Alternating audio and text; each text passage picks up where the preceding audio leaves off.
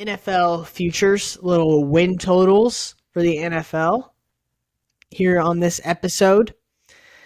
But first, let me go ahead and say, if you are not yet subscribed to the Feelings Over Facts YouTube channel, go ahead and hit subscribe. We're currently, I think, at 43 subscribers. We're trying to hit 50 subscribers by the end of July. I think we can do it. I think we'll get there, but that is our goal. We're trying to hit 50 by the end of July. All right.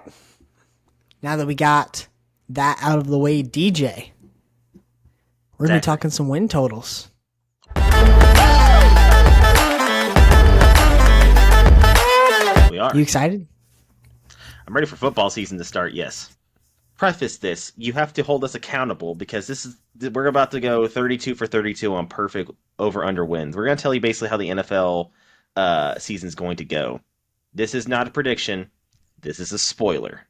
That's how confident I am that Zach and I will somehow come to an agreement on over-unders for the Feeling Over Facts podcast. So, with that being said, I think we should go for the easiest one first. But also because it's the first one I put down because I did this alphabetically in order because I'm that good. We are going to start with the Arizona Cardinals. And before any of you trolls say anything, I said alphabetical starting with the city, not the mascot. Yep. Don't do it. Arizona is first. It is first. So we're talking about the Cardinals. Last year they went 4-13. They had a lot of injury problems, mainly with their boy Kyler, who will also not be playing. They have predicted until like week 8, week 9, week 10, so it's pretty much half the season. Yep. If not exactly half the season. But I've heard it both ways. Yeah. So, over-under is 4.5. Vegas is not looking too highly on the Cardinals this year, and can we say we blame them? The first one, and also, I believe, the lowest. Is there any other team that is 4.5 or lower? I don't think so. I think you might be correct there on that one, sir. Yeah, this is the lowest over-under. So it can only go up from here, guys. I don't know, can it? So I think it's safe to say that they're not going to be very good without Kyler. And if I'm not mistaken, their starting quarterback to start the season is going to be Colt McCoy. Yep. I believe Colt McCoy will be the starter. If not Colt McCoy, it's going to be Jeff Driscoll. I doubt that. David Blau, he started for Detroit, but they had no other option. And then they drafted Clayton Tune out of Houston. I still don't feel great about that quarterback room. So it's probably going to be Colt McCoy. They looking at their schedule, that division's not easy. They're definitely the worst team in that division. You get to go up against the 49ers twice. LA is kind of a toss-up. We really don't know what they're going to be and how they're going to be. And then the Seahawks are pretty good too. So honestly, I feel like they may be able to split one with the Rams. Besides that, I'm looking at the rest of their schedule. They do play the Texans. That's helpful. But they play the entire NFC East. A tough division. Probably one of the toughest divisions, top to bottom, just competitively. And also looking at their schedule, it looks like they also play the NFC North, which is the Bengals, Browns, Steelers, and Ravens. I think they play the Falcons as their other standalone game. Yeah, they got their work cut out for them on the schedule basis. It's not a tough schedule, but it's not an easy schedule either. I'm going to go under, personally. Zach, how do you feel about this? Well, 4.5 game over-under is drastically low in a 17-game season. It is. Like, Vegas is extremely low on the Cardinals. And I don't know. They're saying Kyler could be back for half the season. But, if they get to week 8, week 9, whenever he's actually able to play again, and they're 1-7, 1-8, like, what's really the point and throwing Kyler back in there. I think that this could be a situation where we get to that point in the season and they're doing horrible because they do have an awful roster. And they just cut DeAndre Hopkins for nothing. Didn't get anything back for him. I wasn't super blown away by their draft. So it could get to a point halfway through the season where Kyler's technically healthy and they come up with some sort of like, oh, you re-aggravated this. He's not totally ready. He's not going to be able to make it this season or something like that. I could see happening to improve their draft stock. And I don't really think any NFL coaches or players tank, but the way that this team has constructed this roster for this upcoming season, they're not doing themselves any favors. So I tend to lean under on this one as well. This isn't one of my most confident ones. I mean, they're obviously got some pretty decent players. I mean, I'm a big fan of Hollywood Brown, at least from a fantasy perspective. I think he's a great receiver. I don't know how he's going to do with Colt McCoy throwing in the ball. So the front seven's horrible. Their offensive line isn't great either. This is definitely one of the worst teams in the NFL, so the lowest over under I think is correct. So I'm gonna stick with under on this one. Don't feel super confident about it, but I don't see them really eking out 5 wins this year. I tend to agree with what you would say for the Tyler may be able to come back, but why rush it if we can get the number 1 pick and kind of figure out some certain things. I did like the drafting of Paris Johnson. I think he's a very good tackle prospect, and that O-line needs some help, especially whenever you for some reason signed Dennis Daly. I mean, as a Titans fan, I still don't understand how he's in the league, but that's just a personal thing that I have to say. Questionable signing there. It is. I like some of their offensive weapons. I do. But without Kyler, I'm not going to feel overly confident. So I think under is a safe bet on that one. All righty. Going to the next division. We're just going to stick in the NFC West. We'll go LA Rams, who went 5-12 last year. Just absolutely slaughtered with a bunch of injuries. Mainly your quarterback. So I feel like this, the Super Bowl year, it feels like it wasn't just 2 years ago coming up to the season, which is crazy to think about because it was. Last year was just a bedlam of problems. I mean, when you have to rely on Baker Mayfield as your quarterback, as like kind of an emergency quarterback, it's not great. I'm sorry. Sorry. Oh, there it goes. It focused. Okay. God. If you're just listening to this and not watching the video, you see Zach zooming in and out doing that little head bob. Your mid podcast notification Issues. to go subscribe to the YouTube so you can see me constantly all episode trying to get my camera to stay in focus. The over-under that Vegas has them at is at 6.5, so 1 game improvement is what they're projecting. I tend to think that this team could be a little bit better than their projection of over-under is, but I'm interested to see what you have to say before I give my my opinion. Zachary. Yeah. How I see the Rams is they were really riddled with injuries last year, and that led to a big part of their underperforming.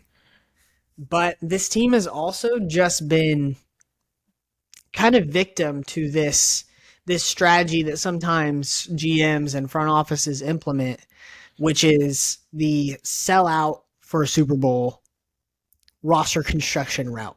And that's kind of what this team did. They leveraged a lot of their draft picks and went for older players and gave some older players some contracts that maybe they shouldn't have.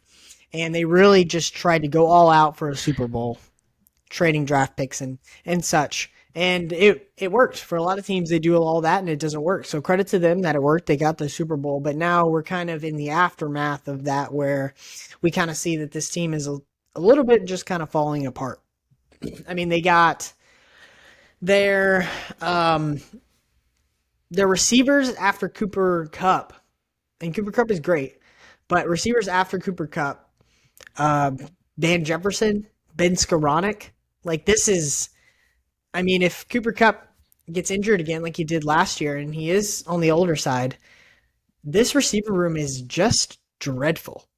And they don't have a lot of skill players surrounding Matthew Stafford, who is now getting to well into the back half of his career. They lost Jalen Ramsey. Aaron Donald was flirting with the idea this offseason of retiring. Weirdly, so was Sean McVay. He's not even that old, so that was kind of weird. I think he's just kind of done with coaching, it seems like. I don't know. This team seems like it's kind of falling apart.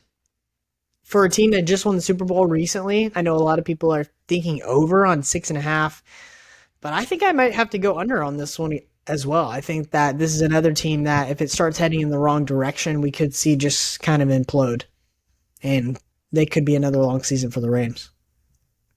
I don't disagree. I do think that Matthew Stafford will probably actually be able to play this year. I do like Cam Akers. I think he's a solid running back. But like you said, after Cooper Kupp, the receiving room is almost as bad as the Titans. And the only reason why it's not worse than the Titans is because they have Cooper Kupp. Their tight end room, I do like Tyler Higbee, but he was hurt last year. He's also 30. They went and traded Jalen Ramsey for Hunter Long, so they better hope he does something. Because you get a third round pick out of it, but okay. I don't love their offensive line room. And then their defense is just kind of some interesting characters. Besides Aaron Donald, you have some players that I question how they're going to be in the NFL. I like some of their later picks in the NFL or in the draft this year that they picked up. Some later players that could turn out to be something fun to watch. But I mean, nothing to super write home about. They got some young players in their secondary now. They got a couple of young pass rushers. After that, it's just I don't love their linebacking core. It's a lot of you're gonna if McVay gets this team to a wild card team, which I feel like would be the ceiling based on how their roster construction is. Mm-hmm. Then he's incredible. I'm also going to say under. Personally, don't love the Rams roster. Don't love how they've done their roster construction. It works, like you said, but it is definitely a high risk, high reward, and then you have to pay it off later, and they're paying it off right now. So, yeah, Super Bowl sophomore or Super Bowl slump syndrome might take over again next year, which you can't say that they didn't do what they wanted to do, but it's kind of coming to bite them in the ass now. They got the Super Bowl. Now they're kind of having to deal with all of the. I mean, they just don't have high enough draft picks to bring in quality replacements for some of these veterans that they lost. True. So, they also have a bunch of rookies just in general. I was just looking at their roster, and it's just a bunch of new faces learning the system and how much can you rely on a rookie to perform towards the highest level of football, which is the NFL. It's a lot to ask for certain players to do that. Now, some can cream rise to the top, but I don't see this happening that consistently for the NFL or for the LA Rams. All right, going on to the next team in that division, we're going to the Seattle Seahawks, who honestly, if you would have talked to me last year, I didn't feel great about this roster, mainly because of their quarterback, and Geno Smith shut me up, I have to say. Yeah. The Seahawks went 9-8. They started off pretty hot. Honestly, I feel like they won that trade with Denver for getting rid of Russ because it seems like he was kind of bringing the team down a little bit. Maybe I don't know. That's all speculation. It's all locker room talk. We don't know. Last year, 9-8, like I said, wild card team. Their over under is 8.5. So about the same what they did last year. Zach, how do you think about the Seattle Seahawks? Well, man, I don't know what to think honestly about the Seahawks. This is another team. This whole division is kind of confusing besides the 49ers. I don't know. Geno Smith, obviously, at one time, a very good, maybe a slightly above average quarterback with the Jets. He was pretty good with the Jets. And then kind of slumped off, was looking like he was going to go into his just, we've seen it for a lot of quarterbacks, just kind of, they fall off and they just transition into kind of like a backup quarterback role. But then Geno just kind of revitalized his whole career last year with the Seahawks, and I kind of like the over on this team. I liked the Jackson Smith and Jigba draft pick. I think that he fits their team perfectly because he is a receiver that can be really dangerous out of the slot, and they do have two outside receivers with Tyler Lockett and DK Metcalf. So I think that draft pick made a ton of sense. Um, they bring back Bobby Wagner to kind of anchor their defense, be a big leader there. And this team is making all the moves. Drafted a running back high with Zach Charbonnet to kind of bring some depth there to alternate kind of a two-headed attack with Kenneth Walker. This team is making all the moves to kind of say that they are trying to be as good as they can and compete. And I think with a lot of teams that uh, we'll talk about that seem like they're going in the opposite direction, this is a team that seems like they're trending upwards, and I like the over on them. You talked about their offense, so I'll talk about their defense. I like this is a young secondary that I think is going to be a lot of fun to watch for years to come. Tariq Woodland from UTSA last year, big tall corner, played his butt off last year, was a heck of a draft pick. Everybody kind of talked about him before the draft process, and he performed, and I was impressed. Then they went and got, in my opinion, the best corner prospect this year in Davon Witherspoon from Illinois, who honestly, the tape speaks for itself. He played unbelievable. That's just if the two of them can keep performing and keep doing what they're supposed to and where the projections are looking at like right now, that's a dangerous pieces for a great back of their defense, which is where they kind of built their past success with the Legion of Boom. You have Jamal Adams coming back next year. You know, he was hurt all I think pretty much all year last year. He's just got to stay on the field, and I feel that's a good back end spot, and I feel really good about that secondary. I really do. Love their linebacker Jordan Brooks. The man's just kind of around the ball everywhere. Also, they went and got Devin Bush, who is lightning fast. So really, honestly, the only thing I don't feel fantastic about with their defense is their front four. Besides that, I feel pretty good about this defense with the like you were saying the offensive weapons, and also let's give some love to the big man up front when you have Abraham Lucas, who ended up being a great pickup last year. But we also can't forget about Charles Cross. I feel like they have their two book-end tackles as of right now, just based on last year's tape. So I feel really good about the way that this team is getting constructed. They picked up a good receiver, like you already preluded to, in Jackson Smith and Jigba, but also I can't pass up on Noah Fant and Will Disley. They had some really good tight end play last year, which showed. And I'm excited about this team. I will also have to say, did you say over? Because I think this team's probably a playoff team again. Yeah, I said over 8.5, correct? Yes, our first over. Yeah, I got the over. And then we'll go to the 49ers real quick. 49ers 13-4 last year. Their over under for this year projection based. And this all by the way, this is all based on DraftKings. So DraftKings has them at 10.5. Should have said that at the beginning. All our over-unders are on DraftKings. The 49ers. How do you feel about this team not having Brock Purdy at the beginning, which it seems like he's probably going to be the starter from here on out? And plus, also everybody talking about how Trey Lance is behind Sam Darnold, and they're trying to get rid of him at this moment, just based on early messages coming out of OTAs at the moment. Now, nothing's set in stone. We have to see what happens with training camp, but it's looking like Trey Lance is already kind of becoming given up on by the 49ers front office. Yeah, I mean, I think that the 10.5, the double digit win total, is kind of a respect to this team's roster as a whole, because this is a Super Bowl ready roster. They are loaded all over the field with that pass rush, and with Fred Warner in the middle.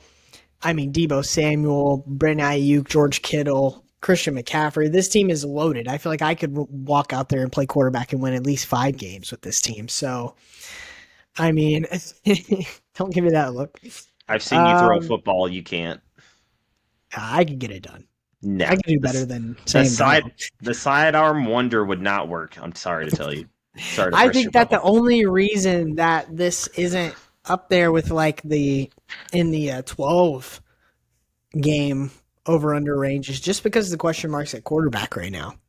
I think that we may see some line movement once they kind of establish what's going to happen with their quarterback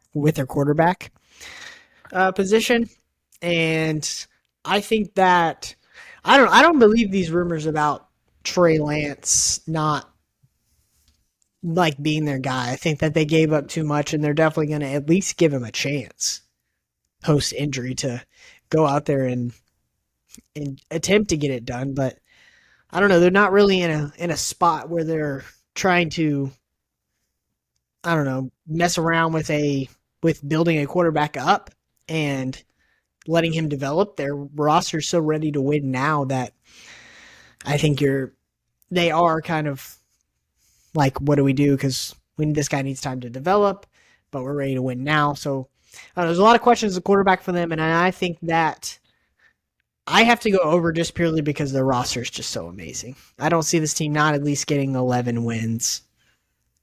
Um, so I'm going to go over and just trust that their quarterback situation won't matter too much because this team is incredible.